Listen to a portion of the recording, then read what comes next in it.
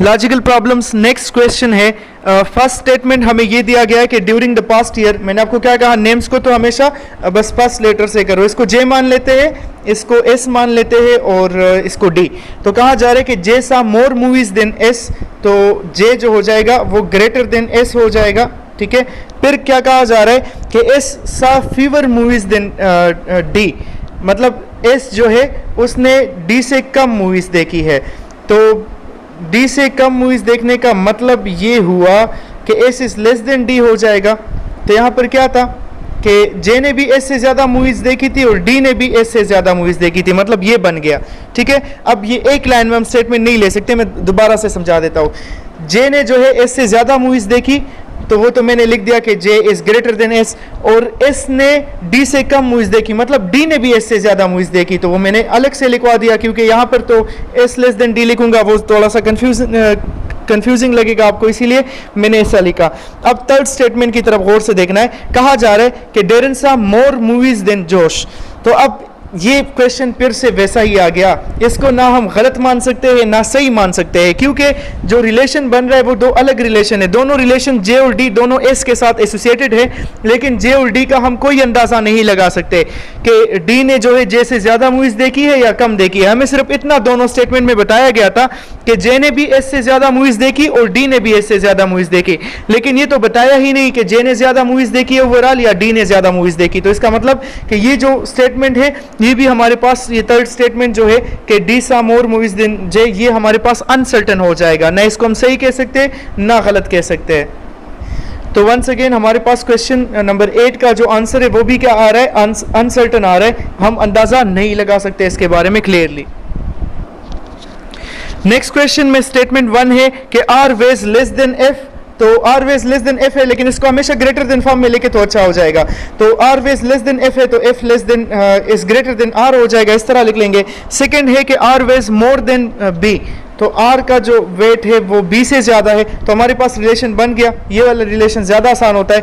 अब F greater than R greater than B तो आ गया। थर्ड स्टेटमेंट है कि of the 3 dogs B weighs the least, मतलब बी का वेट सबसे कम है, तो बिल्कुल नज़र आ रहा है एफ का वेट सबसे ज़्यादा है दोनों से, आर का वेट भी बी से ज़्यादा है और बी का वेट सबसे कम है, तो ये तो बिल्कुल सही ऑप्शन मतलब सही है थर्ड स्टेटमेंट। तो मतलब ये हो जाएगा कि हमारा जो आंसर हो जाएगा वो आंसर ए होगा, यानी कि third statement is true. Next question है फर्स्ट स्टेटमेंट के all the offices on the 9th floor have wall to wall carpeting, मतलब जितने भी ऑफिसेज है 9th फ्लोर पर वो सब के सब वॉल टू वॉल कारपेटिंग उनमें हुई है।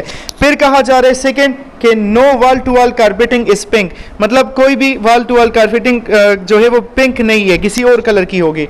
तो फिर हमें तीसरा स्टेटमेंट ये दिया गया है कि none of the offices on the 9th floor has pink wall to wall carpeting, यही हमें चेक करना है। कहा जा रहा है कि the first 2 statements are true, the third statement is what. तो देखो मैं दोबारा से रिपीट कर रहा हूँ, 9th फ्लोर पर जितने भी ऑफिसेज है वो सारे के सारे वॉल टू वॉल कारपेटिंग है।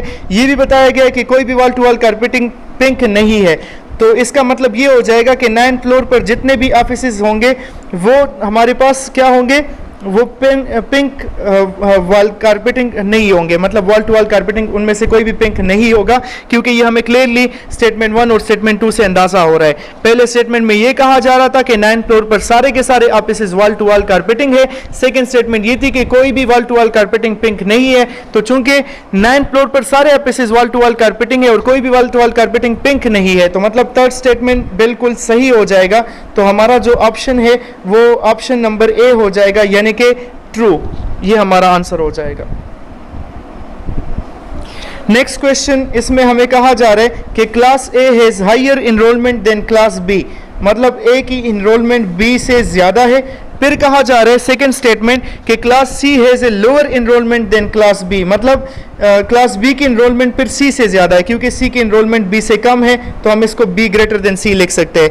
तो थर्ड स्टेटमेंट है कि class A has lower enrolment than class C, मतलब ए की इनरोलमेंट सी से कम है।